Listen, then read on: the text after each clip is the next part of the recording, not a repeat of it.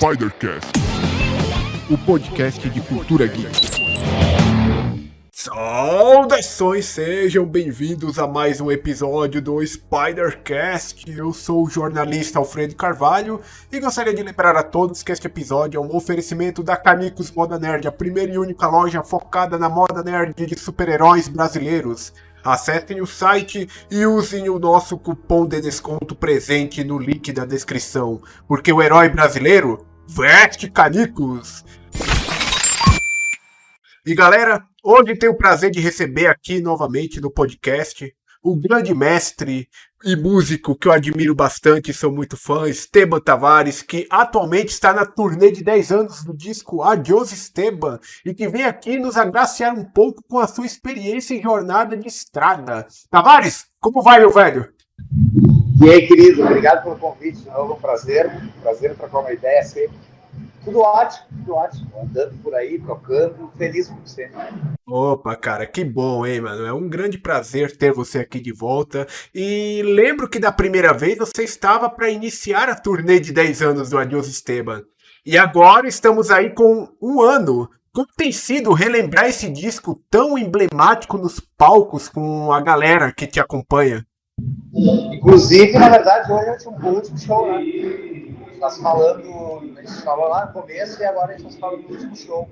Cara, foi muito bom ver gente que saiu de casa de novo, porque às vezes está adulto, tem filhos já, tem outra vida, e voltou aí para shows e tal.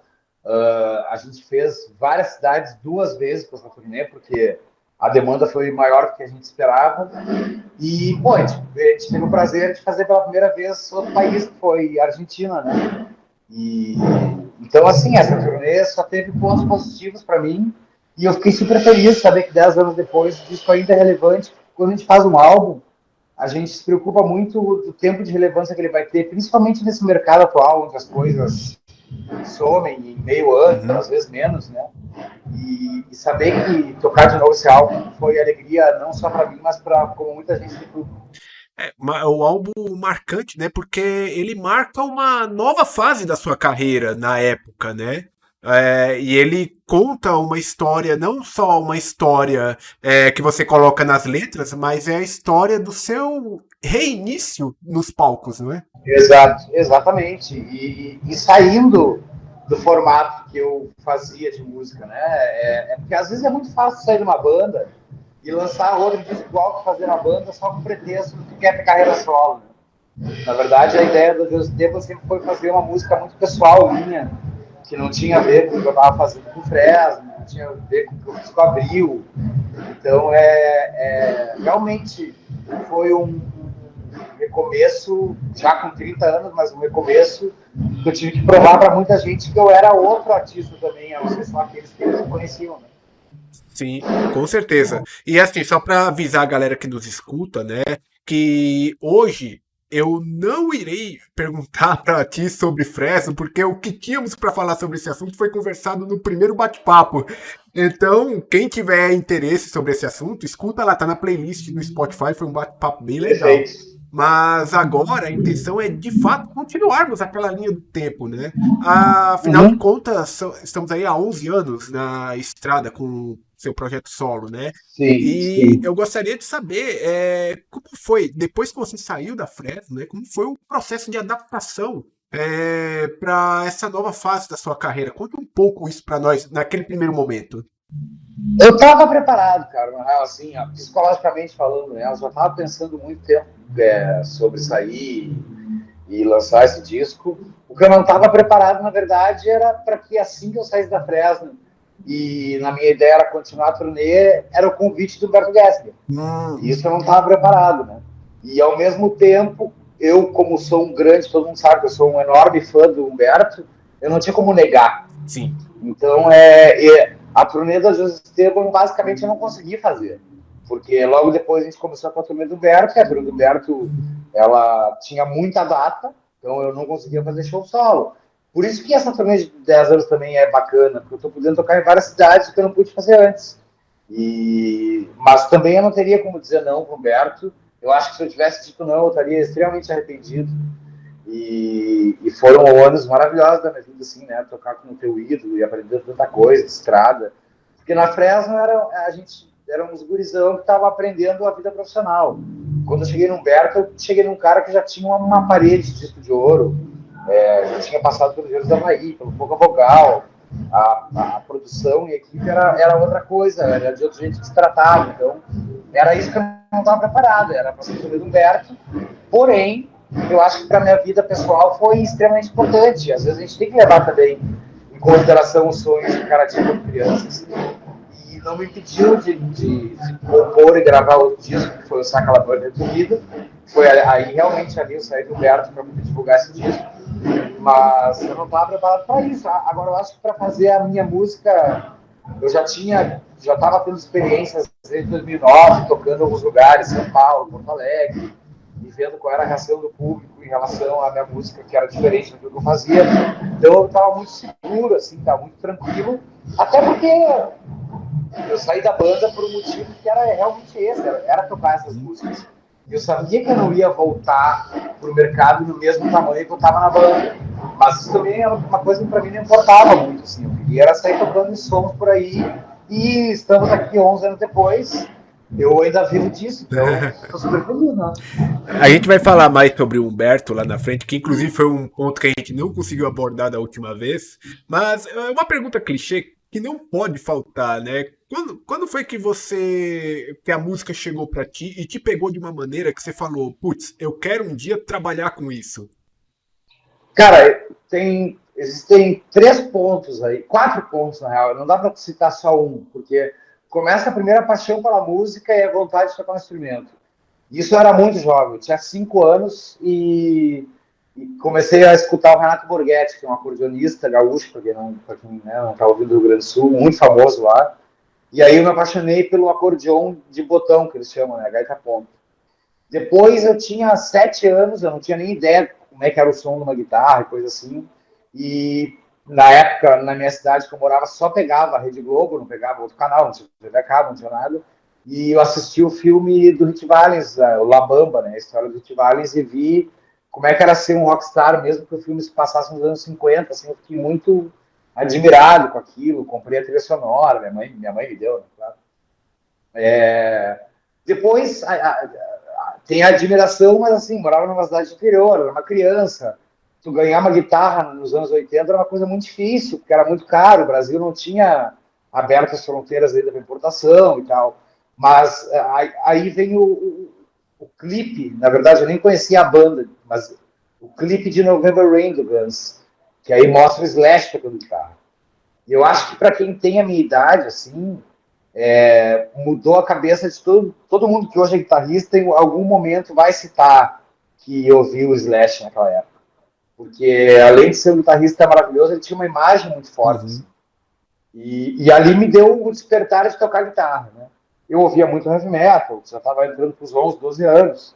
E ali eu resolvi pedir uma guitarra para meus pais, não comprar não, né? Mas pedi uma guitarra para meus pais. Comecei tinha bateria também, comecei a tocar, ouvi outras bandas de rock e tal, mas a grande culpa é do Slash. E aí corta isso para quando eu já tinha quase 16 anos, que foi quando eu assisti um show da Cidadão Kane, que era a banda do Duca Lendecker, né, que acabou tocando com o Humberto depois no Pouca Vogal, que eu vi que música em português, rock melódico, que era um pop rock melódico, assim, porque a Cidadão Kane era uma banda que tratava muito de assuntos pessoais também, me agradou demais. Aí foi quando eu resolvi que eu queria cantar em português e que eu ia tentar escrever músicas. Então, eu não posso citar só um momento, porque eu vou estar sendo injusto com os outros, né? Tem o lance do Renato Borghetti, que fez eu despertar para a música. Tem o filme La Bamba, que fez eu ver como é que era a história de um roqueiro na época. Tem a popularização do Slash, que foi, para quem tem a minha idade, foi absurda. E tem eu conhecendo as bandas brasileiras, que aí, assim que eu conheci a Cidadão Kane, comecei a gostar, eu comecei a ouvir Engenheiros, Paralamas, Barão Vermelho, o Caso da Solo, o Legião. Aí eu comecei a entender mais o rock nacional. Você montou alguma banda depois disso? A gente conhece você muito pela Abril, né? Depois passou pela Fresno e agora com seu projeto solo. Mas antes da Abril, veio alguma outra banda? Cara, eu me lembro que eu tinha uma banda chamada Zero K, que era um nome que horrível, mas era uma banda que eu montei no colégio, que a gente tocava básica, a gente tinha música, a gente chegou a gravar música própria, isso eu até queria um dia disponibilizar para o pessoal que me conhece, porque eu tinha 17 anos no estúdio, era engraçado até as músicas.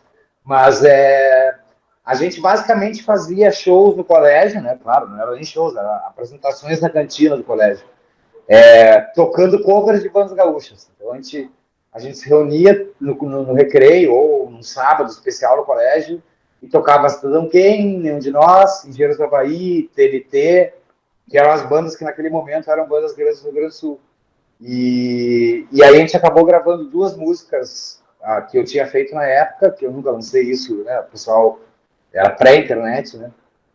Mas eu tive a Zero K durante um tempo, foi a banda em que eu entendi como é que funcionava a vida, fazer música e tudo. Claro que aquilo não ia à frente, porque na verdade, de todo mundo que foi da Zero K, daqueles meus colegas da época, só um continuou músico também depois de mim, assim. Mas era uma experiência, cara, porque eu tava até falando esses dias, me perguntaram se eu tocar na Argentina, se eu tava nervoso, eu falei que eu tava muito nervoso, porque faz muitos anos que eu tô acostumado a tocar para o público que me conhece. Então, quando eu vou fazer um show, eu sei que quem comprou o ingresso já conhece as músicas e está ali para me ver.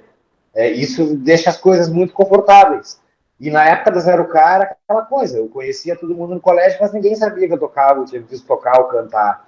Então, o nervosismo naquela época era lindo. Então, por isso que a Argentina me trouxe muito isso, que era o lance de, pô, vou para um país que quase ninguém conhece, realmente ninguém conhece lá, fora quem é brasileiro mora lá, e vou tocar minha música para gente que nunca ouviu. Então, essa sensação, assim, que fez me lembrar desse tempo de colégio.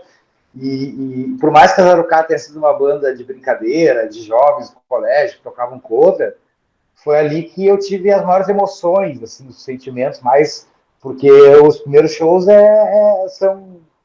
Cara, é que nem droga, tu nunca vai ter de novo uma sensação que nem aquela do nervosismo, de estar desesperado, ter que tocar e saber se tu vai ser aprovado ou não. E dizem que se algum dia a gente perder 100% desse nervosismo, a gente meio que vai perder um pouco o sentido daquilo que a gente tá fazendo, né? Porque um pouco dessa expectativa é o que dá o gás pra gente de fazer um show e se superar cada vez mais, né?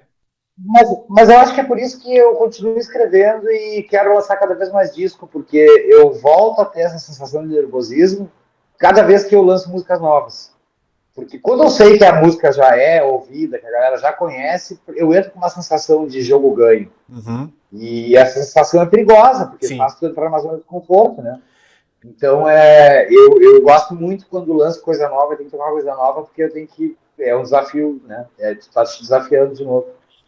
A primeira música do Esteban foi Sofia? Não, cara, a primeira música, na verdade, foi em 2007, foi Visita. Porque eu lembro que o Humberto tinha feito uma anoitecer em Porto Alegre, que tinha a narração do gol do Mundial do Grêmio. Uhum. E eu sempre falava para mim, se um dia o Inter for campeão do mundo, coisa que eu não acreditava, eu vou fazer uma música para a narração do gol do Inter. Ah, verdade. E aí eu lembro que eu lancei essa música em 2007, mas sem pretensão alguma, porque até quando eu lancei Sofia não tinha pretensão alguma, porque eu não tinha a intenção de sair da Fresno. Uhum. Eu estava lançando músicas diferentes que a Fresno fazia, isso não era problema nenhum, até porque o Lucas também tinha carreira solo. Mas eu acho que a grande música que fez a galera conhecer esse pseudônimo Esteban e fez até hoje que eu faço, claro, até hoje que eu faço tem muita culpa aí na música Sofia. Sim. Que aí eu já tinha um reconhecimento como o Tavares, baixista da Fresno, e na época o Twitter era uma rede muito forte, então eu divulgava uma coisa ali e aquilo crescia muito rápido, assim.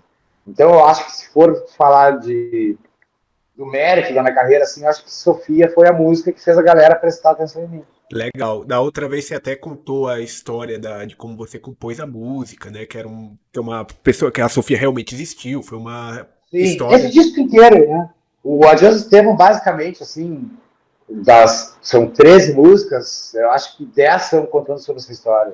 Uma coisa que eu reparei com o tempo acompanhando você, tanto desde o lançamento de Sofia até nos shows, né, é que você passou a fazer umas pequenas adaptações de Sofia no palco, né? A versão que você toca de Sofia no palco tem uns trechos diferentes da versão original. Eu queria que você contasse um Sim, pouco sim. essa adaptação. Foi só tipo uma brincadeira com a criatividade? É brincadeira e também é plágio do Humberto, assim, que às vezes muda as letras do nada, saca? E eu sempre me diverti com isso, assim. Quando eu fiz Sofia, eu era um cara apaixonado. Depois de um tempo, eu era um cara decepcionado. Quando eu lancei a música, eu já não era mais apaixonado, eu era decepcionado. Então depois eu comecei a não dar bola. Então, cada vez que eu vou mudando esse meu ânimo em relação ao que foi essa música, eu vou readaptando algumas partes dela, assim, porque eu acho engraçado, foi uma história que aconteceu há 15 anos atrás, né? Sim. Foi em 2008. Então, muita coisa vai mudando, e eu acho super divertido ficar mudando também a letra e o que ela quer dizer durante o tempo. E depois que saiu o disco Adiós Esteban, a gente teve também Adiós Sofia, né? Que é a música que fecha o disco, né? Que é uma brincadeira, né? Porque ali eu já tava me sentindo um cara recuperado daquela história toda, já tinham ido 4 anos, e aí a Sofia, na verdade, é uma mistura de Sofia, Tudo Pra Você. Eu peguei algumas músicas, juntei no Uhum. final como se fosse um ensaio, uma brincadeira, assim. E era um jeito de fechar o disco, porque o nome do disco é Adiós Esteban, e eu acho que tinha, como o disco todo girava em torno desse personagem, que era a Sofia, tinha que ter também um fechamento com essa história. E na verdade era só uma piada, uma brincadeira. É uma brincadeira que tem uma história, um significado muito legal por trás e que, com certeza, muitas pessoas se identificam com essa história, né? É que eu acho que sofrer por amor é uma coisa que não depende de credo, nem política, nem nada. Todo mundo sofre por amor. E em algum momento da vida vai sofrer, ou em algum momento da vida vai ouvir alguma coisa que lê, mesmo que esteja muito bem na cabeça, vai lembrar de algumas coisas que passaram. E eu acho que Sofia carrega muito disso, assim, as pessoas. Eu sempre falo, não é, essa frase não é minha, obviamente, mas é uma coisa que eu repito muito, que é depois que tu faz a música, ela não é mais tua, né? Ela é de quem está ouvindo. E quem está ouvindo não necessariamente está pensando que tu pensou quando escreveu. Então ela vai se adaptando na vida de cada pessoa, assim, e eu acho isso o mais bacana da música. Porque muita gente fala para mim assim, tu fez a música da minha vida, mas na verdade eu nem conheço a pessoa, né? Eu Aham. estava fazendo uma música falando sobre mim. E claro que essa pessoa pegou aquelas palavras e conseguiu conectar na vida dela. E esse é o grande bacana de conseguir escrever para que as pessoas possam interpretar do jeito que elas quiserem e colocar essa música na vida delas. E é muito louco quando vem uma interpretação que não foi necessariamente aquela Uhum. interpretação que você quis pra música, mas é muito da hora também, né? Mas para mim esse é o tesão da história. É a pessoa se identificar com a música do jeito que ela bem Uhum. entender. Eu faço uma música, geralmente quando eu faço música eu faço falando da minha vida pessoal. Então, claro que eu omito alguns fatores para não expor ninguém, coisas assim, mas falando da minha vida pessoal.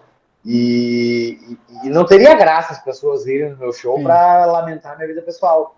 Então, quando elas se encaixam nesse formato e essa música se encaixa para elas, eu fico super feliz. Assim, para mim é quando tu vê que a música deu certo. Você está ouvindo Spidercast, o podcast de cultura geek. Em 2012, quando esse disco estava sendo lançado, ele já estava pronto na sua cabeça ou você teve um processo ali de produzir, compor algumas coisas? Não, ele tava bem pronto desde 2010, né? Só que na época a gente tinha um contrato a Fresno com a Universal Music, os discos iam sair pela Universal Music, tanto Uhum. que o disco do Lucas Solo saiu pela Universal. E aí eu comecei a gravar esse disco já pronto no Midas, em 2011. Só que a gente acabou desfazendo o contrato com o Rick Bonadil. Sim. Eu tive que pagar pelo disco, eu fiquei meio bravo com isso, aí fui para casa e regravei todo o disco. Então, esse disco eu falo que eu gravei 4 vezes, né? Eu gravei 2 vezes as demos, depois eu gravei ele no Estúdio Midas, depois gravei ele em casa. Mas esse disco, quando ele foi lançado, na minha cabeça ele já era um disco velho, assim. Não é que nem hoje em dia, que eu, quando eu tenho que lançar um disco, eu vou até o penúltimo dia fazendo música. Antigamente, nessa época, eu tive a oportunidade de compor desde 2007 a primeira música até 2011. Uhum. Então, eu tive muito tempo para fazer tudo. E eu te falei, no começo eu não tinha a ideia de sair da Fresno, então eu fazia as músicas sem muita pretensão. Aí, quando eu vi, eu tinha um repertório gigante já para lançar. Então, eu disse que estava bem pronto antes de ser lançado. Na época que você estava produzindo esse disco, né, nesse período aí, você lembra quais eram as suas influências da época? Eu pergunto assim porque eu sei que influências, ela, no momento você tá ouvindo alguma coisa, aí aquilo te influencia de alguma maneira e depois você pode estar ouvindo outra coisa uns anos depois, né? Cara, eu já estava imerso no rock argentino, né? Tava completamente apaixonado pelo rock argentino, tanto que o disco tem muito acordeon, né? Uhum. Mas eu acho que fora o rock argentino, tinha um pouco daquela cena da Flórida Emo, que era uma cena sem guitarra, mais piano, Uhum. que era o Copeland, né? Que é muito baseado no Copeland, e um pouquinho assim da cena inglesa nova, que era o Keane, que tem muita coisa ali que eu achava que o piano era a frente da música, assim. Mas basicamente esse é um disco que eu fiz pensando em Fito Paz, Keane e Copeland. E aí essa mistura muito louca, assim, de três bandas que não se encontram em momento algum, fizeram esse disco nascer. E agora que você foi na Argentina, que é a principal casa, né, dessas referências aí, como foi a recepção Sim. do pessoal lá, do público? Cara, muito bom, assim, porque é a mesma coisa. Eu não esperava que fossem shows enormes e tal. Eu sei que eu não sou conhecido lá, eu tenho noção disso, não fui para lá iludido, mas é muito bom porque a ideia que eles têm é que nenhum brasileiro vai chegar lá dizendo que conhece quase todo o rock argentino, que é fã. E aí, quando eles entenderam isso de mim, assim, parece que eu fiz um carinho no público, saca? E aí eu ganhei o público muito na ideia de que eu sou um brasileiro que conheço quase tudo que existe de rock argentino lançado, tem uma coleção imensa de vinil, ouço o dia inteiro, conheço todas as bandas e tal. E aí, quando chegou nesse ponto, eles tiveram um certo respeito, assim, por mim, do tipo, esse cara sabe tudo mesmo da nossa música, e, teoricamente, é brasileiro, né? Não é uma coisa que no Brasil a música argentina lá é muito difundida. Então, para eles foi uma surpresa boa nesse sentido. Então, eu percebi que isso fez eles prestarem mais atenção na música. Não só com esse disco, mas com outros discos que você já lançou. Quais os principais desafios que você considera assim para lançar um disco hoje, principalmente de uma maneira independente? Cara, eu vou primeiro pelo lado compositor, hoje em dia é muito mais difícil, por quê? Porque que nem eu falei, quando eu fiz o Adjust Esteban, eu não tinha pretensão de lançar um disco. Sim. Eu não tinha pretensão de sair da Fresno. Então fazer música para mim era só uma diversão. Quando eu tive que fazer o segundo disco, já tinha um deadline, eu precisava entregar as músicas até dia tal, e eu tinha que me obrigar a fazer música. E isso continuou, né? Com os outros discos que eu tenho um tempo para entregar, para fazer. E sem contar que o primeiro disco é muito confortável, porque se ninguém gostar, tu já sabe que ninguém gostou e pronto. Agora, se alguém gostar, que foi o caso do Esteban, tu tem que ficar numa cobrança violenta na tua cabeça, assim, ó, eu não posso lançar um disco pior que esse. A Né? expectativa, né? Exatamente. Então, assim, será que o pessoal vai gostar tanto quanto gosta do outro? Porque eu não fiz uma cópia do Deus Tempo até hoje, assim como eu não fiz uma cópia do Saca La Muerte, eu vou tentando mudar as coisas. E aí tem esse nervosismo de saber se o pessoal vai se agradar ou não. Então, para mim, esse é o grande desafio. Eu termino uma música, eu ouço, e a primeira coisa que eu penso é: caralho, será que a galera vai gostar disso? E não, claro que ao mesmo tempo que tu não tem que dar bola para isso, tu tem que fazer o que tu quer, essa pulga fica na tua orelha. Porque eu, também é legal para o artista quando falam assim: putz, eu amo o Adios, eu amo o Saca La Muerte de Tu Vida, mas assim, depois que tu tá 11 anos nessa e alguém chega e fala para mim o melhor é o primeiro, meio que te incomoda um pouco, porque tu tá tentando passar disso, sacou? Tu tá tentando fazer outras coisas. E então o nervosismo é sempre maior cada disco que vem. É que a galera também é muito nostálgica, né? Hoje em dia a nostalgia é muito forte, então o pessoal quer lembrar muito das coisas antigas e às vezes. É, mas assim, cara, com quase todo artista é assim também, né?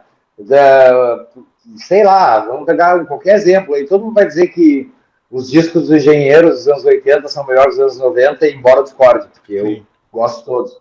Entendeu? Sempre a galera vai se apegar mais no que conheceu, quando conheceu. Quando conheceu por primeiro, aí se apega muito naquilo. E eu entendo também, eu sou público, eu não sou só músico, eu sou público também. Se eu vou no show do Deep Purple, eu quero ouvir o Deep Purple dos anos 70, não quero Uhum. ouvir nada novo. Tem isso também. Mas a gente sempre se desafia a melhorar. Eu lembro que uma vez, uma curiosidade, eu fui num show seu aqui na cidade, na minha cidade, em Guarulhos, né, no Rancho Sertanejo, e eu lembro que fiquei puto porque você não tocou Sofia na época. E às vezes, cara, do Chico Sofia é uma música que eu sempre toco. Eu acho que provavelmente aquele dia eu devo ter esquecido de botar no setlist, sabe? Porque eu sempre toco, mas aí sim, eu sei que a galera tem uma expectativa que eu vou tocar algumas músicas e eu não posso também frustrar Sim. essa expectativa. Eu não sou aquele cara também que só toca coisa nova e acaba desanimando o pessoal. Não, eu sei que o pessoal quer ouvir várias coisas e eu não vou deixar de tocar. Não, E é a minha função, né? não, velho, mas zero reclamações, foi só uma coincidência mesmo daquele tempo. Não, mas eu te entendo. E eu acho que realmente foi uma coincidência, porque foi uma música que eu nunca deixei de tocar, assim.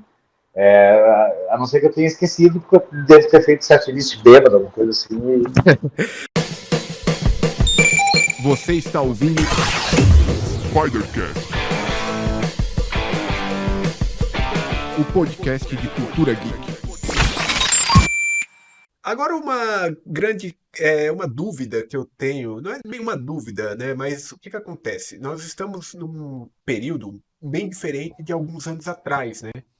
A gente conversou Sim, sobre isso da última vez, que é a questão das plataformas de áudio, a maneira como se é lançado disco e certo. músicas nos dias de hoje, né? E tem uma tendência hoje, né? Que não é uma obrigação, mas é uma coisa que é muito requisitada por certos algoritmos, principalmente nessa coisa do TikTok, que ficou muito popular, que Sim, são as músicas rápidas, né? Aquelas músicas com refrões rápidos. sim, Isso te sim. incomoda de alguma maneira? Isso te atrapalha, às vezes, na produção de alguma música? Ou você não pensa muito nisso? Não, já me incomodou como ouvinte.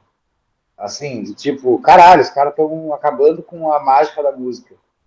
Mas eu na minha carreira, eu não dependo disso. E se eu me entregar para isso, eu vou ser um frustrado. Porque eu acho que a música tem que ser do jeito que tu gosta, não do jeito que os outros esperam que seja também. Então, eu entendo que as pessoas fazem Uhum. isso. Não julgo, acho que cada um se adapta ao mercado contemporâneo do melhor jeito. Tanto que a Fresno foi uma banda que nasceu do MP3, quando o MP3 não era uma coisa popular, Sim. então eu não posso julgar o método de trabalho dos outros. Mas eu acho que não se pode perder a música só. Eu entendo que a gente está vivendo essa geração, refrões rápidos ou refrões que pegam na cabeça e aquilo ali é o que importa, mas ao mesmo tempo eu vejo que cada vez mais é pausterizado, assim, meio que está se rolando um padrão e isso acaba um pouco com a liberdade com a expressão artística, que é o grande, que é o que é importante, né, do músico. Eu acho que quem faz hit de TikTok, parabéns, pode até comprar uma casa com cinema e piscina térmica e tal, mas não dura um ano. Então eu acho que essa é uma grande armadilha também de cair nessa, de tentar uma nova. Eu já estou com 41 anos. Eu acho que ficar tentando novidades de adolescente para mim seria uma grande estupidez. E eu ainda primo pela arte que eu faço, e sim, eu considero arte. Então eu me incomodo no sentido de que tem gente que está gastando tempo com música ruim, porque o algoritmo te leva até isso, mas ao mesmo tempo eu sei que os artistas que eu gosto, que eu sou fã, que eu bebo na fonte, eles não estão nem aí para isso. Não é a ideia deles tocar no TikTok, a ideia deles é fazer canção. Sim. Então cada um com a liberdade que quiser para fazer do jeito que quiser a sua arte. Só acredito que essa geração TikToker não tem uma carreira muito extensa. O que você diria que as redes sociais hoje estão alinhadas ao seu trabalho? Você utiliza delas de alguma maneira? Elas são essenciais para o seu trabalho? Cara, essencial meio que mas eu não sou bom usuário, né? Eu uso Twitter até hoje, Uhum. que é a rede menos usada no Brasil, atualmente. Eu uso Instagram, mas, por exemplo, eu criei um perfil no TikTok para ninguém roubar meu nome. mas eu nunca postei nenhum vídeo porque eu não sei, eu não me interessei. Quem sabe eu posso estar perdendo de mostrar a música para as pessoas? Quem sabe sim, mas eu não conseguiria ter um TikTok. Quem sabe se alguém da minha equipe falar, eu vou abrir um TikTok para ti, vou lançar conteúdo, foda-se, entendeu? Aí, se é necessário, azar. Mas eu, particularmente, assim, eu nunca entrei na rede nem para entender como ela funciona. Eu não sei mexer no TikTok. O que eu conheço, TikTok geralmente é repostado no Twitter ou no Instagram. Então, eu também não. Se eu for me preocupar em ser influencer, além de músico, eu vou estar me traindo. E até porque é uma coisa que eu não sei fazer. Então, cara, eu prefiro fazer música.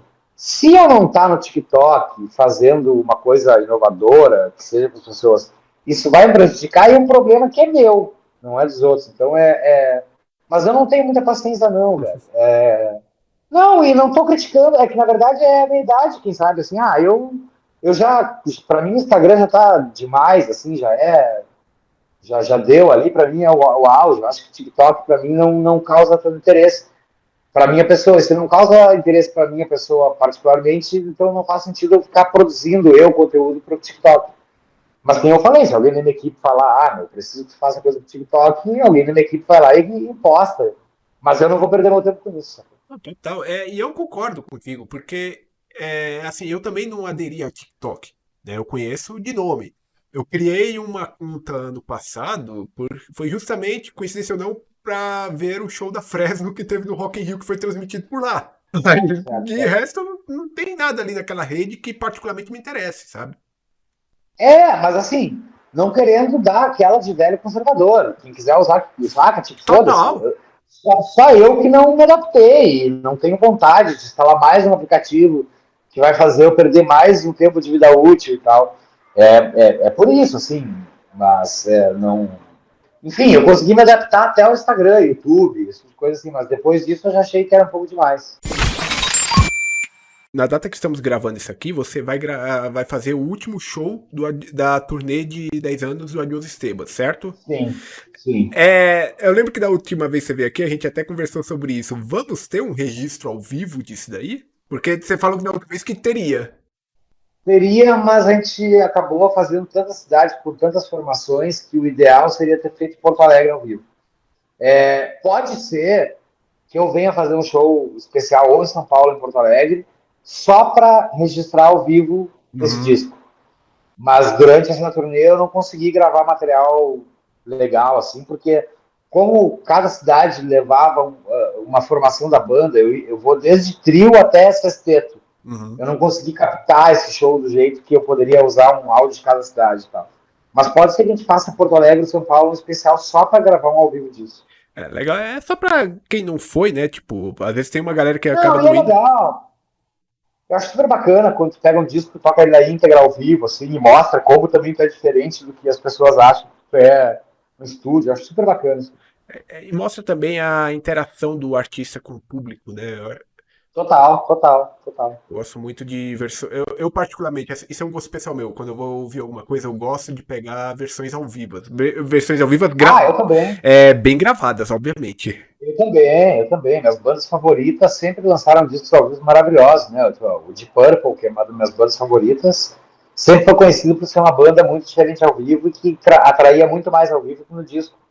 Então eu também acho super bacana as pessoas, e principalmente para quem é músico também me ouve, ver as mudanças de arranjo, como é que toca a guitarra diferente, como é diferente as coisas no ao vivo. E atualmente, quais são os seus planos para daqui para frente? O que você pretende alcançar? Cara, eu tô fazendo um disco agora, gravando as demos do disco, né? E eu vou pela primeira vez, como Esteban, fazer um disco produzido por outra pessoa. Estou indo para a Argentina em outubro, gravar na Argentina, com o Nicolás Biteste, produtor. A banda vai ser uma banda de músicos argentinos também, quem vai gravar comigo. E é aquela procura que já que eu gosto tanto do estilo dos caras, eu procurei o produtor que mais se adequava ao tipo de som, os músicos que mais se adequavam, vamos fazer um disco lá, com esses músicos que gravaram discos que eu ouço diariamente, assim. Então é uma experiência nova para mim. Eu sempre fui muito o cara que produziu, que mixou, que masterizou, que às vezes gravou todos os instrumentos no disco, como foi o José Esteban, como foi o Reclamando da Tua Vida, e eu cansei um pouco disso, eu quero deixar isso na mão do produtor e eu quero só ser o cara responsável por criar as músicas, tocar guitarra e cantar, eu não quero mais ter que me preocupar com baixista, baterista, e não quero me preocupar com mixagem, então, e acho que a Argentina é um lugar especial para isso, porque o produtor que eu procurei, ele fez discos que eu gosto muito, ele gostou do som que eu apresentei, então a ideia é fazer esse disco lá em outubro. Entendo. E aí, tipo, fica uma produção que não é só uma responsabilidade sua, né? Vai ter também um toque de outros. Total, total. Não, e eu quero, inclusive, as minhas demos que eu tô mandando para eles são demos muito mais simples do que eu fazia antigamente, que eu quero muito a mão dele nos arranjos também. Eu tô pagando para o produtor fazer o papel de produtor, sacou? Eu não quero chegar eu lá e ter que dar ideia. E, então foi tudo fluindo, eu fui mandando músicas para eles, foi conversando sobre valores, sobre tempo e tal. E pode ser que eu volte, né, agora para a gravadora, porque vai ser um disco latino-americano, vai ter muita participação de artista grande de lá, que eu não posso dizer o nome, porque tudo depende de gravadora e negociação de gravadora, mas já tem vários artistas de lá, bem grandes, que aceitaram participar do meu disco. Então vai ser um disco doble chapa, que a gente fala, né, no Rio Grande do Sul, que é as minhas músicas eu vou cantar em português, mas as participações vão ser todas em espanhol, e isso atraiu o interesse de gravadoras, assim, porque eu já apresentei como um trabalho latino-americano. E pode ser que eu volte agora para uma gravadora para lançar esse disco. Que legal, cara. Você costuma ser muito exigente, exigir muito de você quando você tá produzindo, tá compondo as suas músicas? Ah, velho, claro, claro, porque, por exemplo, eu tive experiências de compor para outras pessoas e quando tem que compor para outras pessoas, geralmente é muito rápido. Eu ouço um pouco de como é que o som da pessoa faz, o que, que seria legal para ela e em 40 minutos, 50 tem uma música. Às vezes, músicas minhas eu já demorei 2 anos para terminar o total dela, porque eu fico me cobrando, né? Que é o que eu vou lançar e ao mesmo tempo que eu vou lançar, se eu gostaria de ouvir ou não. Então o crivo acaba passando totalmente por mim. E eu sou chato pra caramba com isso aí. E acho que também é importante também ser chato com isso e tu desenvolver esse trabalho. Eu sempre gravo uma música que eu gostaria de ouvir. Eu não boto música para encher linguiça no disco, assim, faltou uma música, eu vou botar uma música qualquer que eu não gosto. Nunca foi minha ideia, sempre foi ter um disco que fizesse sentido, assim, e até hoje eu penso assim. Cara, eu não sei se você já ouviu essa história, mas o Michael Jackson, o álbum Thriller, né? Ele, quando ouviu o Thriller a primeira vez antes do lançamento, disse que ele começou a chorar porque ele achou aquilo horrível. É que também ali era uma coisa que o Michael Jackson vinha de uma música muito orgânica, com uma banda fantástica no Off the Wall, né? E que é black music no seu puro estado, puro espírito. Tem composição até do Steve Wonder naquele disco. E aí já o Thriller, para a época, era um disco muito moderno, né? Claro que eu acho que nem ele imaginava que o disco fosse fazer o sucesso que fez. Então, Mas assim, ele largou na mão do produtor, que para mim é o maior produtor do mundo, que é o Chris Jones. E acho que, por mais que ele tenha chorado, eu acho que os resultados depois fizeram ele entender não, também que sim. ele não era. Que às vezes não é só tu que tem que coordenar uma coisa que tu tá fazendo. Acho que ter a mão de alguém ajudando é muito bom. Tanto que o Thriller é o disco solo que mais vendeu até hoje no mundo, né? Total. E você já teve alguma composição sua que você falou, putz, isso aqui não tá legal, mas você lançou e quando lançou, você viu uma receptividade muito positiva da galera? Cara, eu não costumo lançar música que eu não gosto, Hum, saca? Tipo, pelo menos eu tenho que gostar da música, mas, por exemplo, uma música que eu lancei com o pé atrás, não porque eu não gostava da música, mas eu achava que não combinava, e que hoje eu toco e vejo que a galera gosta muito, é do Adjust Table, que é a sua canção, que é uma porra. música que o Glória já tinha Sim. gravado. Eu achava que, sei lá, é uma música meio lado B, assim, e na minha cabeça, né? É que às vezes a gente tem uma ideia e o público tá ouvindo tem outra, né? E sua canção foi a música que eu botei meio de cara virada no disco, assim, vou botar, mas não sei se era para botar. E hoje eu toco e vejo que é uma música que a galera super recebe bem. Eu gosto pra caramba dessa faixa aí, cara. É muito doido, é. É aquelas coisas que o cara às vezes, por isso que eu te digo que às vezes só o crivo do cara que tá compondo ele é meio perigoso, Sim. porque tu acaba botando coisa que é importante fora, né? É por isso que você ter agora, tipo, um produtor, talvez ele possa dar pra você essa visão que às vezes a pessoa não tem, né? Claro, totalmente, totalmente. E outra, quando tu vai atrás do produtor, que é o produtor que tu quer, que tu tá pagando, tu também já vai mais aberto às ideias dele. Não é que nem na época da Fresno, que a gente tinha um produtor nomeado pela gravadora, que a gente não gostava ou gostava, e aí a gente tinha que ouvir o cara falar e ficar bravo. Não, eu tô indo atrás desse cara. Eu quero que ele Sim. produza. Então é uma experiência bem diferente. E você citou o Glória aí, né? Queria falar aqui rapidamente. Você compôs uma música pro Glória que foi o Vai Pagar Caro por Me Conhecer, não foi? Sim, sim, sim, sim. Eu queria um dia que os meninos lançassem essa demo, só de brincadeira, no YouTube da vida, no Spotify, porque assim, a música, na verdade, o instrumental é deles, né? Uhum. Eles tinham aquele instrumental e não tinham letra nenhuma nem melodia. Aí a gente andava muito junto ali no final dos anos 2010, no final dos anos 2000, 2010, 2009, a gente andava, eles passavam o tempo inteiro na minha casa. E aí um dia eles me largaram aquela demo sem letra, sem nada. Ah, se tu tiver uma ideia aí, tu nos manda. E aí eu lembro que era de madrugada, eu morava numa casa geminada em São Paulo, não podia fazer barulho. E eu me lembro que eu fiz a letra inteira, assim, a melodia, e eu cantei bem baixinho, assim, tipo, chegou a hora, com uma vozinha assim, chegou a hora, e aí botei em cima do instrumental e mandei para eles de madrugada. E eles davam, cara, eles se mijavam de rir, porque parecia uma criança cantando. Mas eles entenderam perfeitamente qual era a ideia e acabaram gravando. E eu fico muito feliz, porque essa música é uma das músicas mais conhecidas do Glória até hoje. É. Ela foi single daquele disco, que é o Universal Music, tá? Foi a primeira música a ser lançada. E naquele disco também entrou essa canção. Então, eu tenho muito orgulho dela, assim. E cada vez que o Glória toca, eu tô no show do Glória vendo, assim, e vejo a galera muito doida. É muito bom saber que eu faço parte disso também. Abriu muitos shows do Glória essa música. Eles por muito tempo É tocaram verdade. elas no começo. E também tocou no Rock in Rio quando eles tocaram lá, pô. Então, Sim, sim, sim, sim. Não, pra mim é um orgulho gigante. Até que eu sempre gostei bastante do rock pesado, do metal e tal. Então poder fazer esse tipo de parceria, assim, pra mim é muito legal.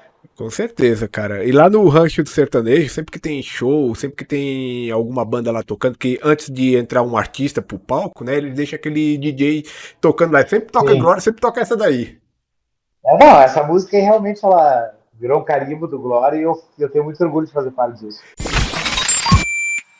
Você já tinha trombado com o Humberto antes, na época da Fresno? Como foi que aconteceu isso Não. aí, cara? Cara, eu sempre tive muita vergonha de chegar perto do Humberto, né? Eu tive a oportunidade, eu me lembro que na gravação do Acústico 2 a gente era da mesma gravadora. E aí eu tinha credencial para visitar camarim e tudo, e não fui. Porque eu era muito fã do Humberto, eu tinha um medo de quebrar o encanto, assim, com o meu ídolo. Uhum. E aí, quando eu comecei a lançar algumas músicas da Joss em forma de demo no MySpace, ele ouviu uma e me mandou uma DM. Ah, eu ouvi teu disco, eu ouvi umas músicas tuas, gostei muito, quer fazer uma música comigo? E aí a gente acabou compondo Tchau Radar. E acabei gravando tudo em São Paulo, gravei bateria, baixo, eu gravei todo o instrumental e ele gravou a voz lá em Porto Alegre. E aí, logo depois disso, saí da Fresno veio o convite, né, para quem eu estava falando antes. Não tinha como negar esse convite, Sim. porque era meu ídolo de infância, velho, de adolescência. Como é que eu não ia tocar com o Bert Gessinger e voltar, a minha chance de voltar a tocar guitarra também? E outra, eu ia estar num lugar confortável, eu estava saindo de grandes públicos com a Fresno, ia voltar para públicos maiores ainda com o Berto, e, e toda a experiência que eu ia ter. Cara, foram 3 anos maravilhosos, assim, né? Eu gravei um DVD que virou DVD de ouro, que até hoje, quando eu quiser, eu posso me assistir tocando com o Berto. Para mim é muito doido, mas é meio narcisista, mas é Uhum. legal. E a gente é amigo até hoje, assim. Eu compus pro segundo solo dele também com ele. Em novembro do ano passado, eu acabei tocando com ele, abrindo o show dele aqui em São Paulo, no Tokyo Marine Hall também, acabei participando do show. Então, são coisas que não tem preço, assim, cara. Eu voltava a ser criança, porque era inacreditável estar ali naquele papel de guitarrista do Humberto Gessinger, né? E tocando aquelas músicas que eu amava desde criança, e podendo fazer do jeito que eu queria, porque o Humberto nunca foi muito exigente Ele sempre deixou a gente muito livre para fazer os arranjos do jeito que a gente gostava. E hoje eu vejo que eu tenho um carinho por quem é fã do Engenheiros do Humberto muito grande, assim. Às vezes eu vou ver vídeo, vou ver comentário, a galera comenta muito de mim, que gosta muito de mim, porque eles me consideravam uma parte deles no palco, que eu realmente era um fã dos Engenheiros. Então eu fui aquele fã dos Engenheiros que conseguiu chegar até onde todo fã queria chegar. Então eu vejo esse carinho deles muito grande. E amo o Humberto, amo todo o tempo que eu tive lá, assim, tenho lembranças maravilhosas, amo toda a equipe, todo mundo estava comigo. E amo muito os fãs de Engenheiros, porque além de eu ser um fã de Engenheiros também, o jeito que eu fui recebido por eles foi muito carinhoso, assim. Então, essa época do Humberto, a minha vida profissional é só lembranças boas, assim. Você conviveu com ele, né? Não, tipo, claro, Sim, profissionalmente, não sei se além do profissional, naquele tempo vocês tinham algum outro convívio, né? Mas eu queria saber um sim. pouco, como é que era esse convívio com ele, cara? Cara, assim, ó, é que a produção do Humberto era muito extensa, né? Então, eu morava em São Paulo, o baterista morava em Santa Maria, no Rio Grande do Sul, o Humberto morava em Porto Alegre, a equipe técnica morava no Rio, então saía todo mundo de cada aeroporto e se encontrava numa cidade em comum para de lá ou fazer de ônibus ou de voo o caminho que restava. Então a gente não tinha aquele tempo de conviver junto o tempo inteiro, mas sempre tive junto com o Humberto, foi maravilhoso, e a gente estava, até hoje a gente está muito bem. Eu sempre soube entender muito bem o Humberto, assim, e mesmo sendo fã, eu sei que o Humberto é um cara que as pessoas têm uma relação com ele, do tipo, eu sou muito fã desse cara, então eu vou sempre ser um cara comportado perto dele. E eu perdi um pouco disso, eu meio que levava o Humberto como um amigo meu mais velho só. E eu acho que isso também, de uma certa forma, criou uma liberdade entre a minha pessoa e a dele, porque ele não estava muito acostumado com isso. Eu não quero usar o termo errado, porque seria o termo. Eu vou usar o termo errado, vou explicar antes de usar, porque não é essa a palavra, mas é a única que vem na cabeça. Humberto sempre foi muito mimado pelo fã. As pessoas têm um certo medo da persona do Humberto, assim, né? Do tipo, será que o Humberto é legal? Será que não? E eu nunca tive essa preocupação, sempre fui eu com ele. E acho que isso abriu muito uma porta para que a gente fosse muito íntimo, às vezes, assim, em horas que eu nem imaginava que o Humberto fosse falar coisas da vida dele para mim, assim. E a gente sempre se deu muito bem, e sempre que a gente se encontra é muito divertido. Eu sei que para outras pessoas o Humberto é mais tímido, assim, sei que essa é a característica dele, mas comigo sempre foi muito aberto e muito divertido conviver com o alemão, sempre foi. Eu imagino, foi muito difícil na hora de dar o adeus e, tipo, seguir a carreira? Cara, eu vou te dizer que não, porque eu estava gravando, queria fazer a turnê da música solo, e eu acho que sair da banda do alemão foi um dos momentos mais valiosos no sentido de que eu nunca imaginei que eu fosse ouvir uma coisa desse tipo, porque a gente se encontrou no restaurante do hotel que a gente estava e eu falei, alemão, preciso conversar contigo, eu quero sair porque eu preciso continuar na carreira. E ele falou, cara, é isso aí, tem que fazer isso aí mesmo, eu acredito em ti, mas se tu não gostar ou se algo der errado, as portas estão abertas para tu Ah, que voltar. legal. E é uma coisa que eu nunca imaginei ouvir de ninguém. Não estou falando nem do Humberto. Nunca imaginei que eu fosse ouvir isso de uma pessoa na hora que eu falo que eu quero sair da banda dela. Então, sempre teve essa preocupação, esse carinho mútuo entre os dois. E claro que ele continua sendo meu ídolo, mas ele hoje em dia também é um amigo, né? O irmão mais velho. Cara, uma coisa que eu vou dizer, assim, como alguém que te acompanha há um bom tempo, e não é só eu que digo, é várias pessoas com quem eu já tive a oportunidade de conversar, né? Tu é um cara que aparenta ser muito competente, sempre mostrou ser muito competente naquilo que tu faz, principalmente dentro da música. Então, assim, Certo. as portas pra ti vão estar sempre abertas, porque você sabe o que tá fazendo. Não, eu demorei muito tempo para entender isso, cara. Vou te dizer bem alto. Quando eu entrei no Humberto, eu ainda era um cara inseguro em relação a isso. Eu achava que o Humberto estava me botando lá porque ele tinha pena de mim, porque eu era fã dele. Mas depois de conhecer outras pessoas, depois de tocar com outras pessoas, eu tive experiência de tocar com o André Kisser depois. Tive experiência de tocar com o Rafael Pittencourt, que são músicos de alto calibre, assim. E aí eu comecei a entender também que eu tenho um certo respeito da galera e dos músicos que eu gosto muito, assim, também. E aí eu demorei um pouco para admitir isso, porque eu sou muito pessimista, mas hoje eu entendo melhor, assim, que dentro do que eu me propus a fazer, eu sempre fiz com muita responsabilidade. Não é à toa que o pessoal na época, né, lá nas comunidades do Orkut da vida, te chamava de Mestre Tavares. Isso é engraçado isso aí, na real. Mas também eu acho que tinha muito histeria adolescente, assim, eu acho que não era pra tanto, né? Teve aquelas coisas de premiação de melhor baixista no Ah, VMB, melhor instrumentista no Multishow, mas, poxa, tu ganhou, hein? sacanagem. Ganhei, mas que sacanagem, né? Eu ganhei do João Baroni, que é o maior baterista que o Brasil já viu, entendeu? Então, tipo, tinha coisa que eu também sabia que era a quantidade de fã adolescente e tal, que é aquela coisa toda. Nesse sentido, eu nunca acreditei nesses prêmios. Mas depois que eu comecei a ter uma relação pessoal com músicos que eu admirava, e comecei a tocar com eles e ver que é recíproco, aí eu comecei a acreditar mais em mim. Assim. Com certeza. Eu lembro que na época, isso mais ou menos por 2010, a Fresno estava perto de lançar o Revanche, e uma das expectativas do pessoal era se você ia tocar guitarra em algumas das músicas da gravação do disco.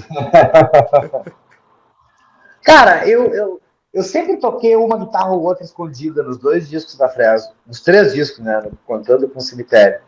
Eu sempre fazia algumas frases ali que a galera na hora não conseguia pegar, que eu inventava, e depois eles tiravam em casa. Mas sempre teve, nos 3 discos da Fresno, alguma guitarra ali que Uhum. eu posso não lembrar, mas teve guitarras que eu gravei, sim.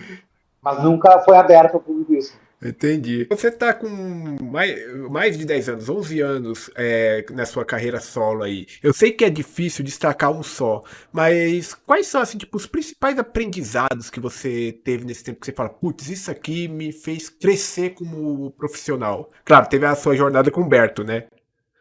Eu acho que, cara, até mais simples a resposta, eu acho que eu sou agnóstico e tal, então pra mim a vida é essa aqui, tem que aproveitar. Eu acho que o que eu mais aprendi com a minha carreira foi o chute que eu dei na porta, assim. Quando eu saí da Fresno, todo mundo veio falar comigo, cara, tu é louco, tu tá saindo de uma banda que tá pronta, que tá com sucesso feito, e tu tá apostando numa coisa que tu não sabe se vai dar certo. Eu nunca me preocupei com isso, porque na verdade eu me preocupava com a minha felicidade pessoal, com o meu bem-estar. E logo depois, sem querer, veio o Humberto. E depois do Humberto, na carreira solo. Então eu acho que o momento que sempre mais me faz eu lembrar da minha vida é o momento de coragem, assim. Cara, eu não quero mais fazer isso aqui, eu vou sair fora, independente se isso aqui me deixou com dinheiro, sem dinheiro, se eu sou famoso, se eu não sou. Isso aí para mim sempre foi mais secundário. Eu estava mais preocupado com a minha felicidade. Eu acho que isso é um aprendizado que eu sempre vou levar.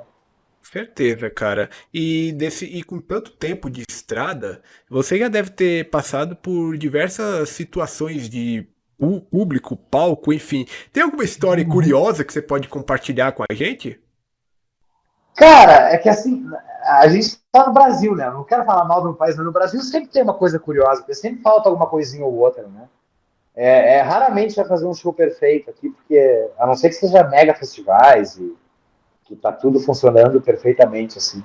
Mas, cara, eu lembro de histórias assim de a gente estar tocando com a Fresno e pegar fogo no gerador da casa de som, Nossa. e ter que parar show porque não pegar fogo na caixa de luz. Tem coisas assim que. E tem coisas vergonhadas minhas também, assim, de começar a beber na passagem de som e ir tocar completamente sem saber onde eu estava também. Coisas que eu aprendi a não fazer de novo. Mas aqueles momentos para contar no Jô Soares eu nunca tive, assim, porque eu acho que eu toquei muito tempo na noite antes de virar um profissional da música autoral, então eu já passei por tanto perrengue. Quando tu vê um perrengue novo, tu não fica com uma lembrança assim, é só mais um perrengue, sacou? E... Mas tem coisas, cara, eu acho que o mais absurdo assim que eu posso ter passado foi esse show da Fresno que pegou fogo na caixa de luz, assim, e foi antes do episódio da Boate Kiss, então as casas não estavam preparadas para esse tipo de coisa, e foi um perrengue violento, assim, de ter que parar o show no meio e sair correndo todo mundo, porque Caramba. era bem provável que pegasse fogo na casa, assim. Mas coisas que nem eu falei, coisas do Brasil, né? As Uhum. pessoas vão arrumando um jeito de fazer diferente aqui e ali para dar um jeito mais barato e tal, e acaba acontecendo esses acidentes, assim.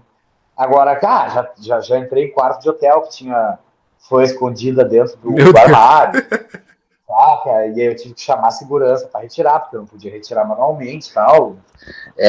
Já encontramos gente escondida dentro da nossa casa quando a gente morava como banda junto. Mas foi coisa que a gente, na época também, a gente sabia que era histeria adolescente e acabou levando isso como engraçado. Né? Se os caras forem pensar hoje em dia, é absurdo e bizarro. Né? Eu não duvido, porque é que naquela época, cara, eu já tava, sei lá, com mais de 20 anos, né? Então eu já não tinha mais essa coisa do adolescente, mas eu via muita gente, às vezes, comentando, se comportando naquela comunidade do Orkut, na comunidade das bandas mesmo, sabe? De uma maneira que eu falava, mano, como assim, velho?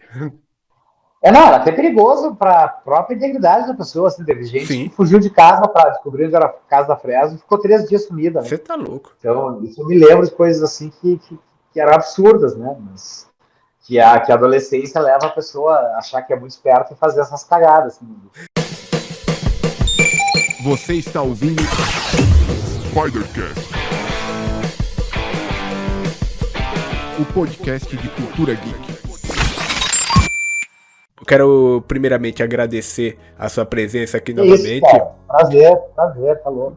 É um prazer recebê-lo aqui no programa, porque, tipo, eu não preciso nem dizer de novo, sou seu fã, sempre admirei seu trabalho e, porra, mal vejo a hora de você estar tocando aqui na cidade, aqui também, pra gente se saudade pra caramba. Pra gente se encontrar pessoalmente também. E eu vou deixar o microfone aqui aberto agora pra ti, pra você fazer sua divulgação, onde as pessoas podem encontrar você, onde as pessoas podem encontrar você nas redes sociais e e acessar o seu trabalho também. Galera, me procurem como Esteban Tavares em todas as redes sociais, é o nome que eu uso em todas. Agora eu lanço mais 4 músicas acústicas para terminar esse projeto de safra. Eu lanço até julho e depois em agosto estou fazendo um disco novo já. Me acompanhem, compareçam aos shows e apoiem as bandas novas. Não é mais o meu caso, mas eu tenho sentido falta no Brasil de uma cena de bandas de uma galera de 18 anos, assim, tocando de novo em casas como Gastos de 10 e tal.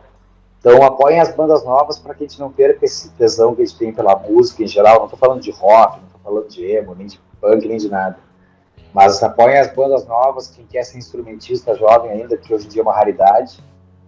Eu vejo os países vizinhos fazendo isso com muita clareza e vejo que no Brasil a gente está um pouco carente disso. Todo mundo quer hoje um DJ junto, ou música eletrônica. Então, apoie as bandas novas que estão saindo aí, porque a gente precisa de uma cena nova, independente do estilo musical, mas a gente precisa de uma cena de bandas novas. É isso que eu mais me preocupo, porque não interessa mais eu que estou com 41. Agora o LX volta a fazer uma turnê, mas uma turnê de 10 shows, e aí vai voltar a ser cada um no seu lugar de novo. Eu vou, hein? Eu também vou, claro. Mas parem de apostar no antigo, porque vocês já conhecem, ouvem, gostam, e comecem a apostar no quem está nascendo agora, que eu acho que assim a gente consegue manter o mercado vivo. Certeza, cara. Boa mensagem aí para o pessoal que nos escuta. E galera, vocês que nos escutaram até aqui, por favor, cliquem no botão de seguir aí no Spotify. Vamos ajudar a gente a crescer cada vez mais. Também estamos no YouTube, né? A partir do 100º episódio passamos a postar lá também. Ajudem a gente a crescer nessa plataforma. Se inscrevam, deixem o like. Faça todo esse ritual que vocês escutam por aí sempre. E eu espero muito ver vocês novamente na próxima edição do Spidercast. Até lá! Você escutou Spidercast, o podcast de cultura geek.